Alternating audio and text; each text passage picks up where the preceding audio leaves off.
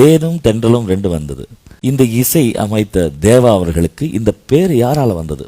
தேனிசை தென்றல் சொல்லி, அதாவது ஒரு டிவோஷனல் கேசட், ஒரு 200 கேசட் 250 கேசட் பண்ணுவதற்காக முதல்ல ஒரு மெல்லிசை மன்னர் தலைமையில் ஒரு கேசட் ஃபங்க்ஷன் வைக்கிறாங்க திருவேற்காடு கோவிலில், கருமாரியம்மன் கோவில்.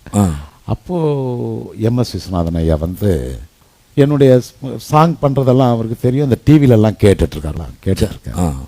அப்போது விஸ்வநாதன் அண்ணன் சொல்லுவார், நல்லா உன்னை டிவிலெல்லாம் பார்க்குறேன், மியூசிக் பண்ணிகிட்ருக்கேன், நல்லா பண்ணிகிட்ருக்கேன் தம்பின்னு சொல்லும்போது அவர் அந்த விழாவுக்கு வந்து அவர் தான் எனக்கு ஒரு பட்டம் கொடுக்குற மாதிரி அன்னைக்கு அவர் கையால் வாங்கணும்னு எனக்கு ஒரு பெரிய ஆசை, மாபெரும் பாக்கியம் அது. அப்போ வந்து மைக்கு முன்னாடி நின்ன மெல்லிசை மன்னர் ஒரு வார்த்தை சொன்னார், தேவாவுக்கு எதுக்கே பட்டம்? சங் சங் சங் சங் சங் இருக்காடுங்க. ஆமாம், மேடையில் உட்கார வச்சு எதுக்கு பட்டம்னு கேட்குறாரு மக்கள் கிட்ட.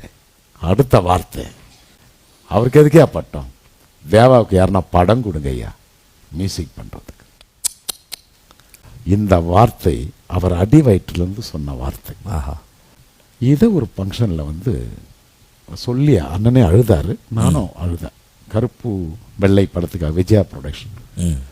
அந்த நேரம் திருவேற்காடு கோவிலில் வந்து அப்போ கொடுத்த பட்டம் தான் அந்த தேனிசை தென்றல்.